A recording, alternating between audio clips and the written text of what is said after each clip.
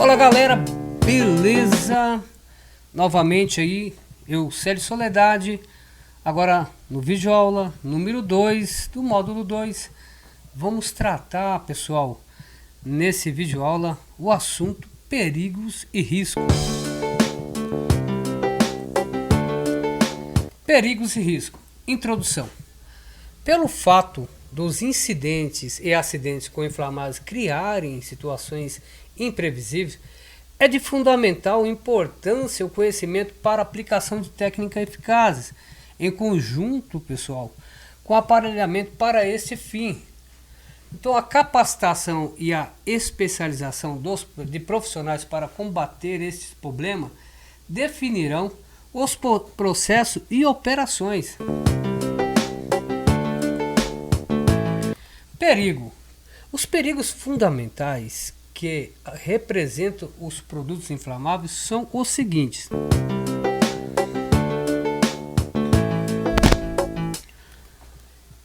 Queimam com muita facilidade. Produzem atmosferas explosivas em locais com deficiência de ventilação. Um líquido inflamável se espalha com rapidez ocupando desníveis. Incêndios em líquidos apresentam mais complexidade do que os materiais sólidos, por serem mais voláteis de fácil expansão, sendo, porém, sua extinção resumida à superfície de contato. As técnicas para extinção de incêndio devem ser treinadas constantemente para que se evite respingos e transbordamento de líquidos inflamados devido a erros de aplicação de agente extintor. Em vazamento de gases, quando a fonte geradora não é passível de bloqueio, a tendência de formação de atmosfera explosiva, não sendo providenciada a ventilação, será inevitável. E o risco de explosão iminente se ocorrer a presença de fonte de ignição.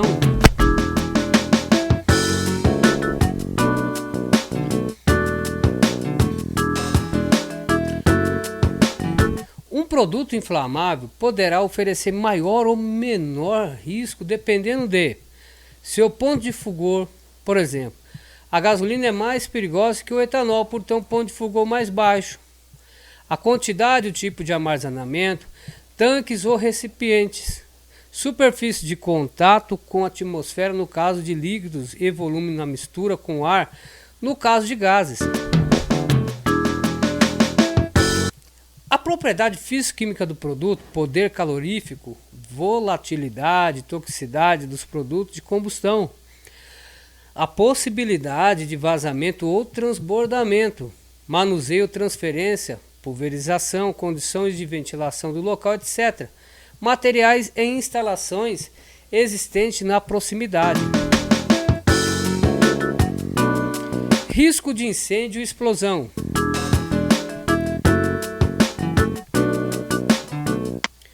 A presença de um produto inflamável na atmosfera sempre apresentará a condição de incêndio ou explosão, dependendo apenas do que já foi citado anteriormente. Nem todas as misturas de vapor ou gás com o ar podem ser consideradas inflamáveis. As misturas muito ricas ou muito pobres em combustíveis não podem ser inflamadas, uma vez que existe uma faixa limites inferior e superior de inflamabilidade, que é característico para cada produto, a qual determina as margens de periculosidade. Uma mistura dentro do limite de inflamabilidade necessita apenas de um elemento para que se produza um incêndio ou explosão. Fonte de ignição, que são faísca, centelha, chamas abertas, pontos quentes, eletricidade estática, etc. Assim sendo, na presença de produtos líquidos inflamáveis, é de fundamental importância o controle das referidas fontes de ignição. Classe de risco. O conhecimento dos riscos e das características específicas das substâncias químicas envolvidas é outro fator de suma importância razão pela qual a ONU, Organização das Nações Unidas, classificou e agrupou os produtos químicos em 9 categorias ou classes de riscos distintas, sendo elas: classe 1, explosivo; classe 2, gases; classe 3, líquidos inflamáveis; classe 4, sólidos inflamáveis, substância sujeita a combustão espontânea, substância que em contato com água emite gases inflamáveis; classe 5, substâncias oxidantes e peróxidos orgânicos; classe 6, substância tóxica e substâncias infectantes; classe 7, materiais radioativos; classe 8, substâncias corrosivas; classe 9, substâncias e artigos perigosos. A seguir, serão apresentados os principais aspectos a serem observados nos acidentes de acordo com as classes de risco dos produtos químicos da classe 1, 2, 3 e 4. Beleza? Então, nós vamos dar uma olhada com bastante percepção, pontualmente, esse conceito relacionado a essas 4 classes. Beleza, pessoal? Vamos dar uma olhada melhor?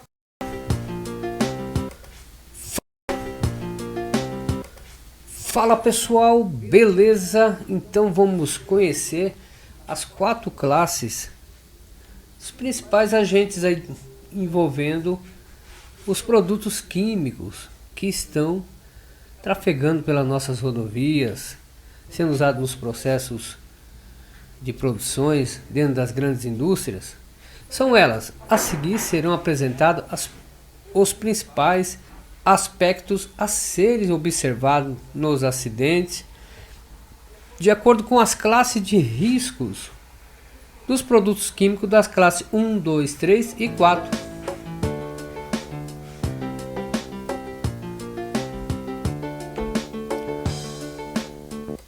Classe 1, explosivos. Os explosivos são substâncias que são submetidas a uma reação química extremamente rápida, produzindo de forma conjunta grandes quantidades de gases e calor. Devido ao calor, os gases liberados, tais como nitrogênio, oxigênio, monóxido de carbono, dióxido de carbono, vapor d'água, desprendem-se ou expandem-se a altíssimas velocidades, provocando deslocamento do ar e gerando sobre pressão, ou seja, um aumento da pressão superior à pressão atmosférica normal. Muitas substâncias pertencentes a esta classe são sensíveis ao calor, choque e fricção, como por exemplo, azida de chumbo, fulminato de mercúrio. Outros produtos desta mesma classe necessitam de um intensificador para explodirem. De acordo com a rapidez e a sensibilidade dos explosivos, pode ocorrer 2 tipos de explosões. Detonação é o tipo de explosão onde a transformação química ocorre muito rapidamente, sendo que a velocidade da expansão dos gases é muito superior à velocidade do som naquele ambiente. Deflagração é o tipo de explosão onde a transformação química é bem mais lenta, sendo que a velocidade de expansão dos gases é, no máximo, velocidade do som naquele ambiente. Nesse caso, pode ocorrer a combustão.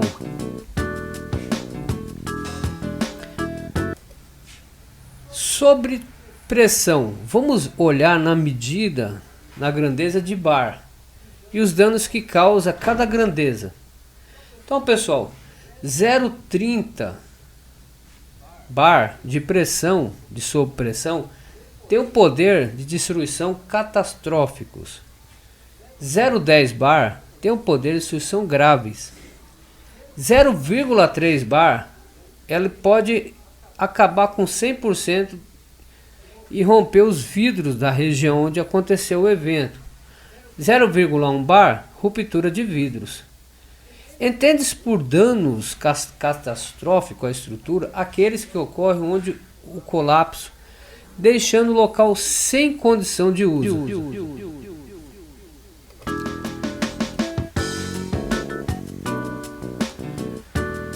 Os danos graves não comprometem a estrutura como um todo, ou seja, tende-se à ocorrência de rachaduras, queda de telhado, portas danificadas ou arrancadas e etc. É importante notar que o valor de 0,30 bar representa 3 metros de coluna d'água, o qual é um valor que normalmente não provoca dano a pessoas. Isso significa que as pessoas são mais resistentes sob pressão que as estruturas. Somos muito mais resistentes, pois absorvemos o efeito da onda da propagação da pressão. É isso aí, pessoal. O dano mais comum provocado por uma explosão ao homem é a ruptura do tímpano, coisa seríssima, hein? O qual ocorre a valores acima de 0,4 bar de pressão.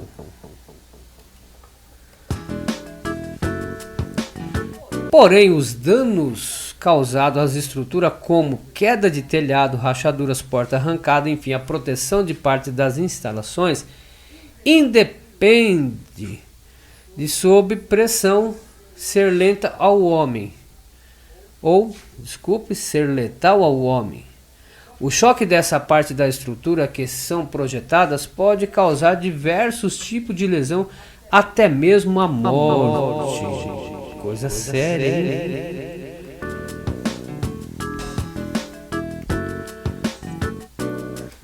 Substâncias e artefatos com risco de explosão em massa.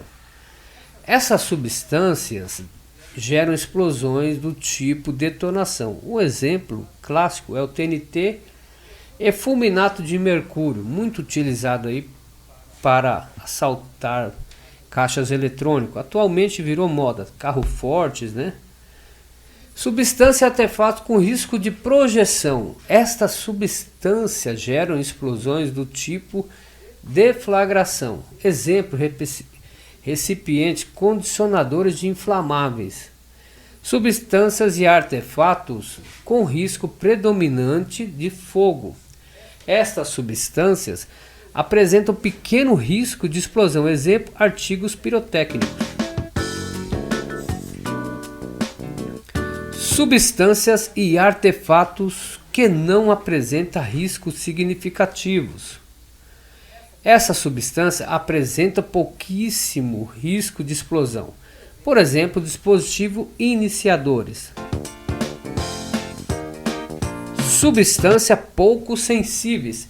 Essas substâncias são praticamente insensíveis, mas apresentam risco de explosão de massa.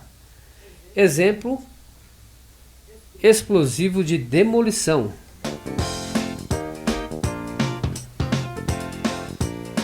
Especial atenção deve ser dada quando o gás envolvido for inflamável, principalmente se este estiver confinado. As medições constantes dos índices de inflamabilidade em percentual do limite inferior de inflamabilidade no ambiente, mediante a utilização de equipamento intrinsecamente seguro, e a eliminação das possíveis fontes de ignição no local, constitui ações essenciais a serem promovidas. Então, pessoal, é necessário fazer uma checagem. Eu tenho aqui um oxplosímetro. Isso é um detector 4 gases, mas dentro dele tem a possibilidade de fazer a checagem. A gente tem esse e tem outros modelos pessoal portáteis que a pessoa pode entrar no ambiente, que exista a presença dos gases inflamáveis, e esses equipamentos são intrinsecamente seguros, ou seja, ele tem uma câmera anti-explosão, para não acontecer dele mesmo gerar uma explosão no ambiente. Gases, pessoal. Classificação dos riscos no estado gasoso. Além dos riscos inerentes ao próprio estado gasoso, já abordamos anteriormente isso, lembra? O vazamento de um líquido criogênico poderá aumentar o risco de incêndio ou explosões. Por exemplo, vazamento de oxigênio liquefeito provocará o aumento da concentração desse produto no ambiente, o que poderá causar a ignição espontânea de certos materiais orgânicos. É recomendado o vestiário das pessoas dessas áreas onde tem gases potencialmente inflamáveis seja confeccionado em algodão, evitando fibras sintéticas.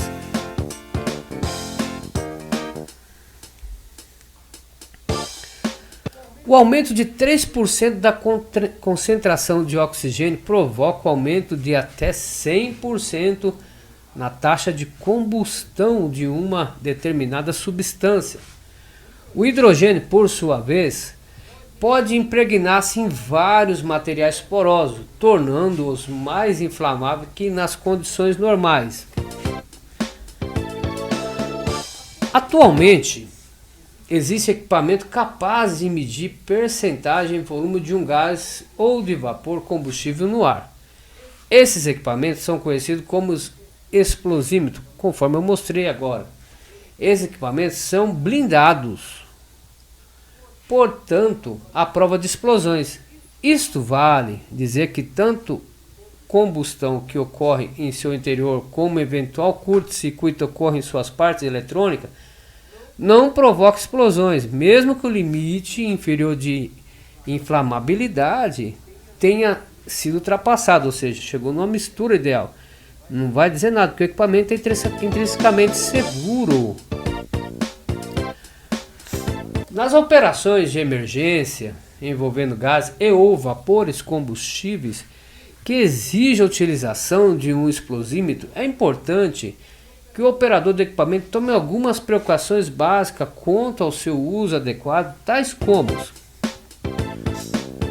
aferir sempre o aparelho em uma área que não esteja contaminada pelo gás, realizar medições frequentes em diversos pontos da região atingida, levando-se em conta as propriedades do gás, os fatores tais como localização e a direção do vento, entre outros. A direção é importante, pessoal. Quem atua em petroquímica sabe que precisa da biruta para ver de onde que o vento está vindo, está levando, fazendo arraste. Por questões de emergência, é claro.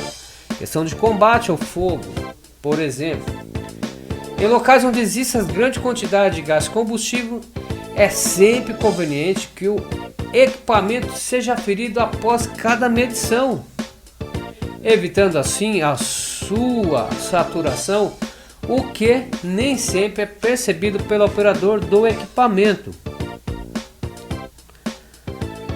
Além do ponto de fulgor e dos limites de inflamabilidade, um outro fator relevante a ser considerado é a presença de possíveis fontes de ignição.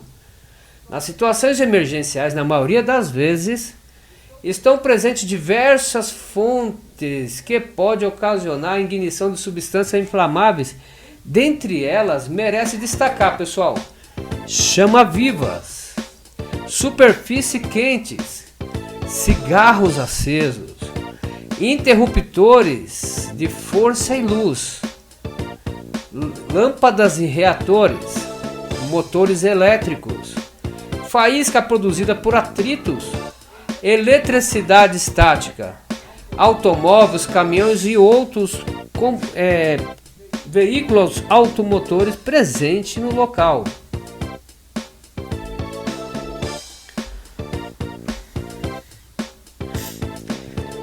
Deve ser dada atenção especial à eletricidade estática, aquela que acumula no corpo, uma vez que a mesma é uma fonte de ignição de difícil percepção, tratando-se na realidade de um acúmulo de carga eletrostática Por exemplo, um caminhão-tanque adquire durante o deslocamento do seu trajeto.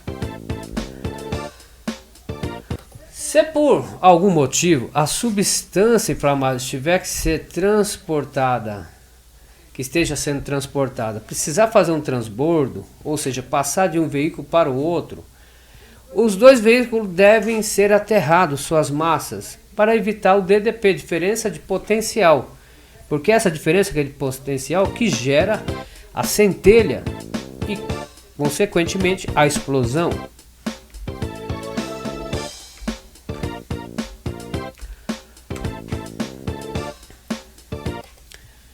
NR20 do Ministério do Trabalho define, no seu item 20.3.1, líquidos inflamáveis são líquidos que possuem ponto de fulgor até 60 graus.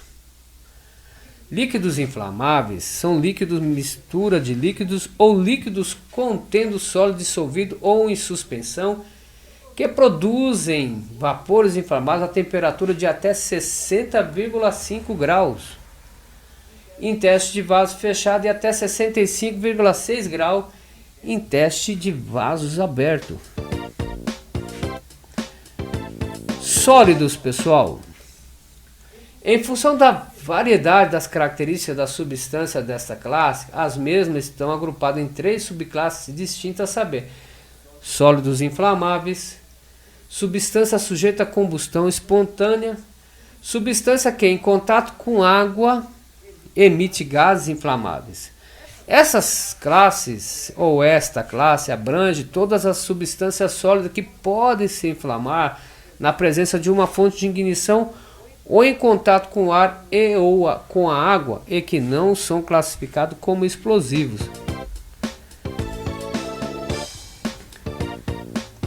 Subclasse 4.1 Sólidos inflamáveis. Os produtos perigosos dessa subclasse podem se inflamar quando exposto ao calor, ao choque, ao atrito e chamas diretas. A combustão se dará conforme a densidade apresentada pelo sólido.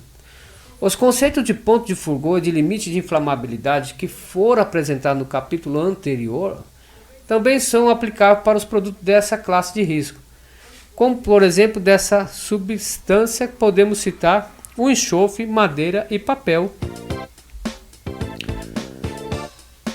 Subclasse 4.2 Substância sujeita a combustão espontânea. Nessa subclasse estão agrupadas as substâncias que podem se inflamar em contato com o ar, mesmo sem a presença de uma fonte de ignição. Devido a essa característica, essas substâncias são transportadas em sua maioria em recipiente com atmosferas inertes ou totalmente submersos em querosene ou com água.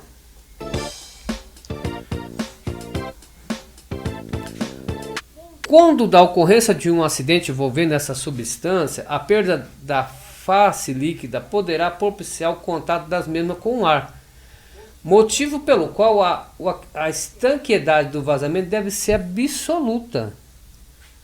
Em caso de acidente ou vazamento, essa substância deve ser misturada à água, diminuindo sua densidade e, consequentemente, o risco de incêndio ou explosões. Os fósforos branco, fósforo amarelo ou sulfato de sódio são exemplos de substâncias químicas que entram em ignição espontânea quando em contato com o ar. Subclasse 4.3 Substância que em contato com a água emite gases inflamáveis. A substância pertencente a essa classe, por sua interação com a água, pode tornar-se inflamável espontaneamente ou produzir ou emitir gases inflamáveis em quantidades perigosas. O contato de água com o sólido metálico provoca a reação química liberando hidrogênio altamente inflamável, assim como a água e carbonato de cálcio libera juntos acetileno.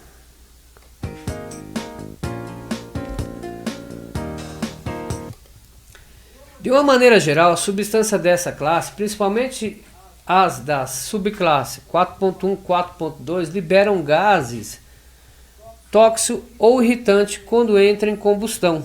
sempre é recomendado o uso da FISCP, ficha de informação do produto químico, a fim de obter informações do produto manuseado. Esta atitude poderá evitar danos incontroláveis em caso de acidente. Prevenção dos riscos coletivos individuais será o tema que nós vamos estar defendendo e vamos adiante.